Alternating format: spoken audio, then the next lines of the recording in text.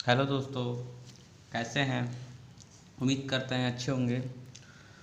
दोस्तों, आज हम पढ़ेंगे एटॉमिक स्ट्रक्चर का अगला टॉपिक जो है पाउली का अपवर्जन नियम। दोस्तों, पाउली का अपवर्जन नियम पढ़ने से पहले आपको क्वांटम संख्या पे कमांड होना चाहिए। आपको क्वांटम संख्या, क्वांटम नंबर पूरी तरह से क्लियर होना चाहिए, तभी आपको पाउली का अपवर्जन नियम समझ में आएगा। तो इस वीडियो से देखने से पहले मेरा क्वांटम संख्या पे जो भी हमने वीडियो पीछे डाले हैं उसको आप देखें, ताकि आपको अच्छे से पाउली का अपवर्जन नियम समझ में आए। तो चलिए स्टार्ट करते हैं पाउली का अपवर्जन नियम। पाउली का अपवर्जन नियम क्या है? किसी परमाणु के किन्हीं दो इलेक्ट्रॉन का चारों क्वांटम संख्या का मान समान नहीं हो सकता है। दोस्तों, यहाँ आया है क्वांटम संख्या, तो आपको क्वांटम संख्या के बारे में पूरी जानकारी होनी चाहिए। तो आइए रिकॉल कर देते हैं कि क्वांटम संख्या है क्या। क्वांटम संख्या क्या है? तो क्वांटम संख्या वे स्वैच्छिक संख्या जो किसी इलेक्ट्रॉन की स्थिति एवं ऊर्जा को बताती हैं, क्वांटम संख्या कहलाती हैं। क्वांटम संख्या है क्या? वे स्वैच्छिक संख्या जो किसी इलेक्ट्रॉन की स्थिति एवं ऊर्जा को बताती हैं, क्वांटम संख्या कहलाती हैं। क्वांटम संख्या आर 4 टाइप। क्वांटम संख्या 4 प्रकार की होती हैं। कौन कौन? मुख्य क्वांटम संख्या, एजीमुथल क्वांटम संख्या, चुंबकीय क्वांटम संख्या और चक्रण क्वांटम संख्या। तो आपको क्वांटम संख्या के बारे में पता होना चाहिए। मुख्य क्वांटम संख्या किसके बारे में बताती है? कोष के बारे में बताती है। एजीमुथल क्वांटम संख्या किसके बारे में बताती है? उपकोष के बारे में बताती है। और चुंबकीय क्वांटम संख्या कक्षक के बारे में बताती है। और चक्रण क्वांटम संख्या इलेक्ट्रॉन के बारे में या उसके स्पिनिंग के बारे में बताती है। तो आपको इस तरह दोस्तों क्वांटम संख्या आना चाहिए। चलिए स्टार्ट करते हैं पाउली का अपवर्जन नियम। तो पाउली का अपवर्जन नियम हमने बताया कि किसी परमाणु के किन्हीं दो इलेक्ट्रॉनों का चारों क्वांटम संख्या का मान समान नहीं हो सकता है। आइए चेक करते हैं कि किन्हीं दो इलेक्ट्रॉनों का चारों क्वांटम संख्या समान कैसे नहीं होता है। तो हमने एक एग्जाम्पल लिया है 3Li लिथियम का परमाणु क्रमांक 3 का चारों क्वांटम संख्या का मान बताइए सभी इलेक्ट्रॉनों के लिए। किसी एक इलेक्ट्रॉन के लिए नहीं दोस्तों, सभी इलेक्ट्रॉनों के लिए। तो हमने 3Li का इलेक्ट्रॉनिक विन्यास लिखा, इलेक्ट्रॉनिक कॉन्फ़िगरेशन 1s2 2s1। पहले कोष में 2 इलेक्ट्रॉन, दूसरे कोष में 1 इलेक्ट्रॉन। हमने यस में एक कक्षक होते हैं, एक कक्षक में 2 इलेक्ट्रॉन यहाँ फिल किया है। और 2s यहाँ यस में एक कक्षक है और उसमें एक ही इलेक्ट्रॉन है, तो हमने एक इलेक्ट्रॉन फिल किया है। अब हमें तीनों इलेक्ट्रॉन का चारों क्वांटम संख्या का मान निकालना है। तो ये पहला इलेक्ट्रॉन और ये दूसरा इलेक्ट्रॉन, पहला इलेक्ट्रॉन और दूसरा इलेक्ट्रॉन और ये तीसरा इलेक्ट्रॉन है। तो पहला इलेक्ट्रॉन कौन है? ये वाला। दूसरा इलेक्ट्रॉन ये और तीसरा ये। इस तरह हमने पहला, दूसरा, तीसरा इलेक्ट्रॉन को लिया है। तो पहले इलेक्ट्रॉन के लिए मुख्य क्वांटम संख्या का मान क्या होगा? तो पहला इलेक्ट्रॉन के लिए मुख्य क्वांटम संख्या का मान, तो मुख्य क्वांटम संख्या कोष के बारे में बताता है दोस्तों। तो कोष क्या है? यहाँ पहला कोष है ये 1, तो n का मान कितना होगा? 1। और पहले इलेक्ट्रॉन के लिए द्विगंशी क्वांटम संख्या या एजीमुथल क्वांटम संख्या का मान क्या होगा? तो यस उपकोष है तो यल का मान 0 होता है। अब दोस्तों आपको बताए हैं कि यदि यल बराबर 0 है तो यस उपकोष होता है, यल बराबर 1 है तो पी उपकोष होता है, यदि यल बराबर 2 है तो डी उपकोष होता है, यदि यल बराबर 3 है तो यस उपकोष होता है। इस सब हमने पिछले वीडियो में बताया है। तो यहाँ यल का मान 0 क्यों है? क्योंकि इलेक्ट्रॉन यस उपकोष में है। अब यम का मान 0 क्यों है? क्योंकि हम जानते हैं कि यल बराबर 0 तो यम बराबर 0। यस का मान +½ क्यों है? क्योंकि किसी कक्षक में 2 इलेक्ट्रॉन हैं तो एक क्लॉकवाइज होगा, दूसरा एंटी क्लॉक। तो पहले को हमने क्लॉकवाइज माना तो +½ अब दूसरे इलेक्ट्रॉन के लिए n का मान 1, क्योंकि दूसरा इलेक्ट्रॉन भी पहले कोष में है। l का मान 0, क्योंकि s उपकोष में है। m बराबर 0, यदि l बराबर 0 तो m बराबर 0, और s बराबर -½ क्यों है? क्योंकि एक इलेक्ट्रॉन क्लॉकवाइज होता है तो दूसरा एंटी क्लॉकवाइज होता है। हम दोस्तों तीसरे इलेक्ट्रॉन के लिए देखें। तीसरे इलेक्ट्रॉन दूसरे कोष में है तो n बराबर 2। l बराबर 0 क्यों है? क्योंकि तीसरा इलेक्ट्रॉन s उपकोष में है, और s उपकोष के लिए l बराबर 0 होता है। l बराबर 0 तो m बराबर 0, और s बराबर +½ क्यों है? क्योंकि एक ही इलेक्ट्रॉन है तो हमने क्लॉकवाइज माना तो +½ तो इस तरह दोस्तों हम पाउली का अपवर्जन नियम हमने पढ़ा और उस पर एग्जाम्पल किया। तो पाउली का अपवर्जन नियम क्या है? किसी परमाणु के किन्हीं दो इलेक्ट्रॉनों का चारों क्वांटम संख्या का मान समान नहीं हो सकता है। हमने एक एग्जाम्पल लिया, 3Li, चारों क्वांटम संख्या का मान हमने निकाला। हमने देखा कि पहला इलेक्ट्रॉन और दूसरा इलेक्ट्रॉन का चारों क्वांटम संख्या का मान समान नहीं है। देखिए दोस्तों, पहला n का मान 1 है, यहाँ भी n का मान 1 है, यहाँ l बराबर 0, यहाँ भी l बराबर 0, m बराबर 0, m बराबर 0, बट s बराबर +½ और s बराबर -½। तो इस तरह ये सिद्ध होता है कि किन्हीं दो इलेक्ट्रॉनों का चारों क्वांटम संख्या का मान समान नहीं हो सकता, कोई एक डिफरेंट जरूर होगा दोस्तों। जैसे इन दोनों के कंपेयर करेंगे तो यहाँ तो दिख रहा है साफ कि क्लियर एकदम दिख रहा है, मतलब कि दूसरा इलेक्ट्रॉन n बराबर 1 है तो n बराबर 2 है। तो दोस्तों इस तरह हमने पाउली का अपवर्जन नियम पढ़ा और इस पर एक एग्जाम्पल किया। आइए क्वेश्चन करते हैं। अब दोस्तों हमने एक क्वेश्चन लिया है कि 7 नाइट्रोजन के अंतिम 3 इलेक्ट्रॉन का चारों क्वांटम संख्या का मान बताइए। दोस्तों इससे सिद्ध होगा कि अगर अंतिम 3 इलेक्ट्रॉन में किसी दो का चारों क्वांटम संख्या का मान समान नहीं होना चाहिए, यही पाउली कहता है। तो पाउली जी कहते हैं, तो चलिए देखते हैं। सबसे पहले हमें क्या करना होगा? 7 नाइट्रोजन है, इसका इलेक्ट्रॉनिक विन्यास लिखना होगा। 7 नाइट्रोजन,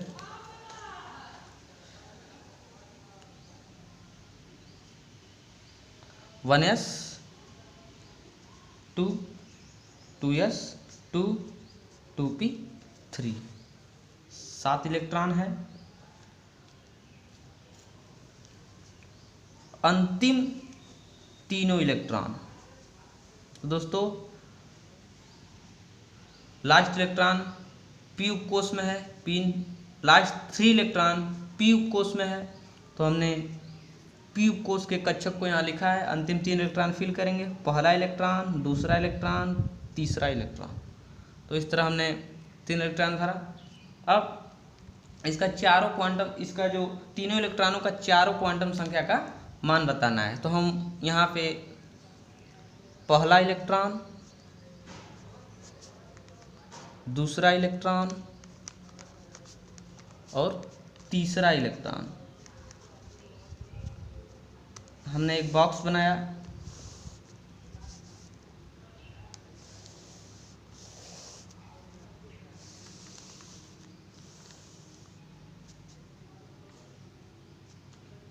जिसमें हम पहला इलेक्ट्रॉन, दूसरा इलेक्ट्रॉन और तीसरे इलेक्ट्रॉन का चारों क्वांटम संख्या का मान लिखेंगे। मुख्य क्वांटम संख्या पहले इलेक्ट्रॉन का, मुख्य क्वांटम संख्या दूसरे इलेक्ट्रॉन का, मुख्य क्वांटम संख्या तीसरे इलेक्ट्रॉन का। तो दोस्तों नाइट्रोजन के अंतिम 3 इलेक्ट्रॉन का चारों क्वांटम संख्या, तो अंतिम 3 इलेक्ट्रॉन यही है, पहला इलेक्ट्रॉन, दूसरा इलेक्ट्रॉन और तीसरा इलेक्ट्रॉन। तो दोस्तों अंतिम तीनों इलेक्ट्रॉन दूसरे कोष में प्रवेश करता है तो n बराबर 2, n बराबर 2। उसके बाद ये मुख्य क्वांटम संख्या है। द्विगंशी क्वांटम संख्या को l से प्रदर्शित करते हैं, स्मॉल l से। यह कोष के बारे में यह उपकोष के बारे में बताता है। तो अंतिम इलेक्ट्रॉन किस उपकोष में है? p उपकोष में है। p के लिए अभी आपको हम बताए हैं कि p के लिए l का मान 1 होता है, p का मान 1 होता है। और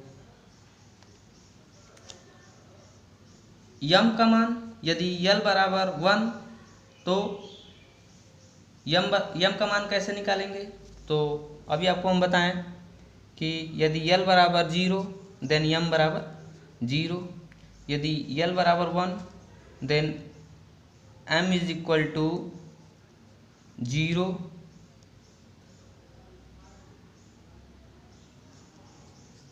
M इज इक्वल टू दोस्तों M का मान L के ऊपर निर्भर करता है। यदि L बराबर 0 तो M बराबर 0, L बराबर 1 तो M बराबर +1 से -1 0 होते हुए, तो यहाँ M बराबर 1 होगा, यहाँ M बराबर दोस्तों यहाँ ये अलग है, L बराबर 0 तो M बराबर 0, L बराबर 1 तो M बराबर +1 0 और -1 होगा। यदि L बराबर 0 तो M बराबर 0, L बराबर 1 तो M बराबर +1 0 और -1। तो हम क्या करेंगे, अब 7 नाइट्रोजन है, यहाँ पर 1s2 2s2 2p3, तीनों इलेक्ट्रॉन हम भरेंगे 1 2 3, यहाँ M का मान रखेंगे +1 0 और इस इलेक्ट्रॉन के लिए -1। तो पहले इलेक्ट्रॉन के लिए M का मान +1, दूसरे इलेक्ट्रॉन के लिए M का मान 0 और तीसरे इलेक्ट्रॉन के लिए यहाँ -1 होगा, तो M का मान -1। अब दोस्तों चौथा क्वांटम संख्या स्पिन क्वांटम संख्या तीनों इलेक्ट्रॉनों के लिए, तो +12 सब +12 और +12, यदि इनका जोड़ा होगा तो जो भी जुड़ा होगा -12 तो दोस्तों इस तरह हमने क्वांटम संख्या निकाला नाइट्रोजन के अंतिम 3 इलेक्ट्रॉन का। अब हम चेक करते हैं पाउली के अनुसार किसी परमाणु के किन्हीं 2 इलेक्ट्रॉनों का चारों क्वांटम संख्या का मान समान नहीं हो सकता है। तो पहला और दूसरे इलेक्ट्रॉन का हम कंपेयर करें, n बराबर n बराबर 2 तो n बराबर यहाँ भी 2 है, L बराबर 1 यहाँ भी L बराबर 1 है, बट पहले इलेक्ट्रॉन के लिए M का मान +1 और दूसरे इलेक्ट्रॉन के लिए M का मान 0 है। और यदि हम दूसरे और तीसरे में कंपेयर करें तो n बराबर 0 सॉरी दोस्तों n बराबर 2 तो यहाँ भी n बराबर 2 ही है, L बराबर 1 है, यहाँ भी L बराबर 1 है, M बराबर 0 है, बट यहाँ M बराबर -1 है। तो दोस्तों आप किसी 2 इलेक्ट्रॉन को कंपेयर करेंगे तो चारों क्वांटम संख्या का मान समान नहीं हो सकता है। तो पाउली का अपवर्जन नियम क्या कहता है कि किसी 2 परमाणु के किन्हीं 2 इलेक्ट्रॉनों का चारों क्वांटम संख्या का मान समान नहीं होता है। अतः हम पाउली का अपवर्जन नियम इस तरह सिद्ध किए कि किसी भी 2 इलेक्ट्रॉनों का चारों क्वांटम संख्या का मान समान नहीं हो सकता है। दोस्तों यहाँ आप L का मान निकाल लेंगे तो फिर आपको फिर से इलेक्ट्रॉनिक कन्फिग्रेशन यहाँ पे लिखें और पी कक्षक में इलेक्ट्रॉन फिल करें और M का मान यहाँ निकालें। थोड़ा यहीं पे टाइम लगता है M का मान निकालने के लिए, बाकी क्वांटम संख्या में कुछ है नहीं, आप चाहें तो प्रैक्टिस से है, प्रैक्टिस करेंगे आपको तुरंत निकल जाएगा। तो इस तरह हमने पाउली का अपवर्जन नियम आज पढ़ा। अब हम दोस्तों क्वेश्चन करेंगे। हमने एटॉमिक स्ट्रक्चर के लगभग सभी टॉपिक को कवर कर लिया है। आप इससे पिछले हमने जितने भी वीडियो डाले हैं पीछे आप सबको देखिए, आपको पूरी तरह से परमाणु जो एटॉमिक स्ट्रक्चर का पॉइंट है, टॉपिक है, हमने सब कवर किया है। तो आप इस वीडियो को देखने से पहले जितने भी टॉपिक हमने कवर किए हैं पीछे वीडियो में सब देखें। तो इस तरह दोस्तों हमने पाउली का अपवर्जन नियम पढ़ा। अब हम क्वेश्चन करेंगे, तो चलिए स्टार्ट करते हैं क्वेश्चन। दोस्तों पहला क्वेश्चन है, सिद्ध कीजिए कि फर्स्ट पी संभव नहीं है। तो इसको कैसे सिद्ध करेंगे, तो फर्स्ट पी यहाँ n के लिए n का मान क्या है 1 है। यदि n बराबर 1 होता है तो m बराबर यदि n बराबर 1 है तो L बराबर 0 होता है। हम जानते हैं कि 0 यस उपकोष को दर्शाता है। यदि L बराबर 1 है तब P उपकोष होगा, बट यहाँ पे L बराबर 0 है। यदि n बराबर 1 है तो L बराबर 0 होगा। सो इस कारण फर्स्ट पी संभव नहीं है। तो इसका आंसर हम क्वांटम नंबर से ही देते हैं कि n बराबर 1 है यहाँ, क्योंकि n कोस के बारे में जानकारी देता है। ये भी हम पढ़े हैं कि यदि n बराबर 1 है तो l बराबर 0 होता है। तो यदि l बराबर 0 है तो l बराबर 0 यस उपकोष को दर्शाता है, अतः फर्स्ट भी संभव नहीं है। तो दोस्तों ये क्वेश्चन बहुत ही इंपॉर्टेंट है कि पूछ देते हैं लोग कि बताइए फर्स्ट पी संभव क्यों नहीं है। इसी तरह लोग पूछते हैं कि 2D क्यों नहीं संभव है। तो आइए देखते हैं कि 2D क्यों नहीं संभव है।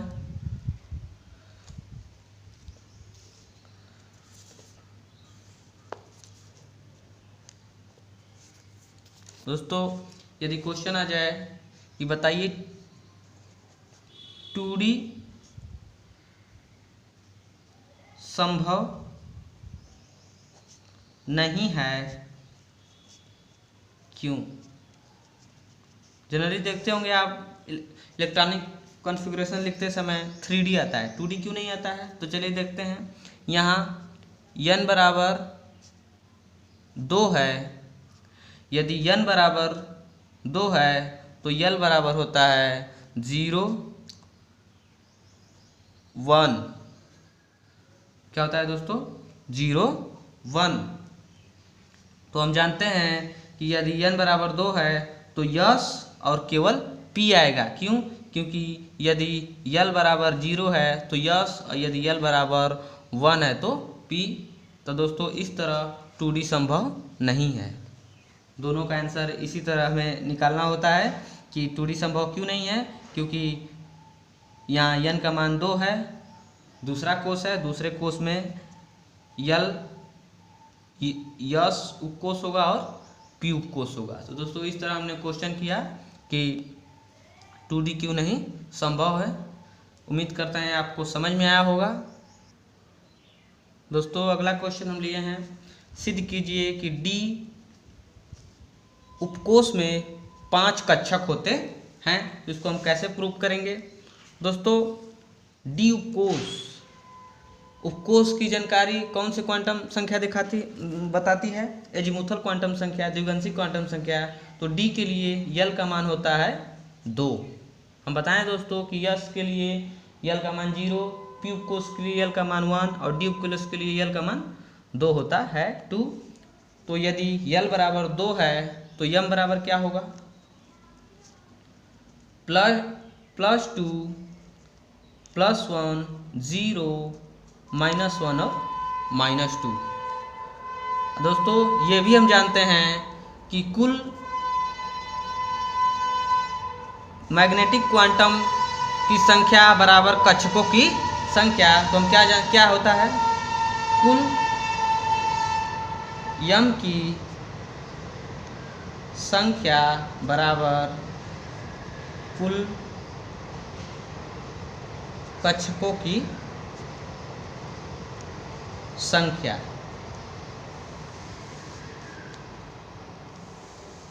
दोस्तों यम क्या है? यहाँ मैग्नेटिक क्वांटम नंबर। अब मैग्नेटिक क्वांटम नंबर क्या बताता है?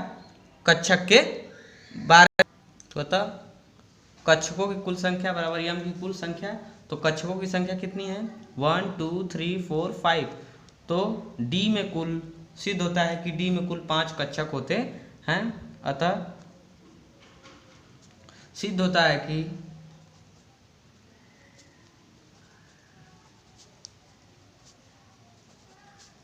D उपकोष में कुल 5 कक्षक होते हैं। दोस्तों इस तरह हमने क्वेश्चन किया। क्वेश्चन क्या था? सिद्ध कीजिए कि D उपकोष में 5 कक्षक होते हैं। हम जानते भी हैं कि D में 5 कक्षक होते हैं। तो हमने इसको प्रूव किया कि D के लिए L का मान क्या होता है? दोस्तों 2 होता है। यदि L बराबर 2 तो m बराबर +2 से -2 0 होते हुए ये भी हम जानते हैं कि कुल m की संख्या बराबर कुल कक्षकों की संख्या। m का यहाँ 5 मान है तो इस तरह सिद्ध होता है कि D में कुल 5 कक्षक होते हैं। तो दोस्तों इस तरह हमने क्वेश्चन को ये प्रूव किया। दोस्तों अगला क्वेश्चन हमने लिया है, सिद्ध कीजिए कि p कोष में अधिकतम 6 इलेक्ट्रॉन हो सकते हैं। दोस्तों हम जानते हैं कि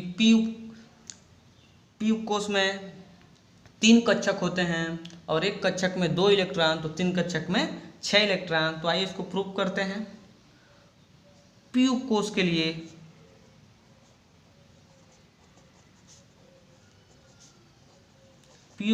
के लिए L बराबर 1 होता है। यदि L बराबर 1 तो m बराबर +1, 0 और -1। दोस्तों p कोष में 3 कक्षक होते हैं।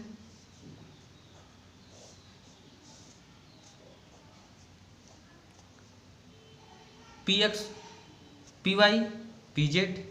यहाँ m का मान है +1, 0 और -1 और एक कक्षक में 2 इलेक्ट्रॉन रहते हैं, तो यश का मान होगा एक क्लॉकवाइज दूसरा एंटी क्लॉकवाइज ±½ यहाँ ±½ और यहाँ भी ±½ तो दोस्तों इस तरह कुल इलेक्ट्रॉनों की संख्या कितनी हुई? 2, 2, 4, 2, 6, क्योंकि एक क्लॉकवाइज दूसरा एंटी क्लॉकवाइज है, +½ और -½ तो अतः सिद्ध होता है कि कुल इलेक्ट्रॉनों की संख्या बराबर कुल यश की संख्या बराबर कुल इलेक्ट्रॉनों की संख्या। तो हम जानते हैं कुल यश की संख्या बराबर कुल इलेक्ट्रॉन की संख्या। तो यश कितने हैं? 2, 2, 4, 2, 6। अतः p कोष में अधिकतम 6 इलेक्ट्रॉन होते हैं। तो दोस्तों इस तरह हमने आज कवर किया। तो दोस्तों इस तरह हमने सिद्ध किया कि p कोष में अधिकतम 6 इलेक्ट्रॉन होते हैं। तो दोस्तों आज हमने पाउली का अपवर्जन नियम बिल्कुल कंप्लीट किया। उम्मीद करते हैं आपको ये नियम समझ में आया होगा, जो कि कंपटीशन की दृष्टि से बहुत ही इम्पॉर्टेंट है। तो आपको हम कुछ सेकंड के लिए छोड़ देते हैं ताकि आप जो भी हम लिखें आप नोट कर लें। तो चलिए।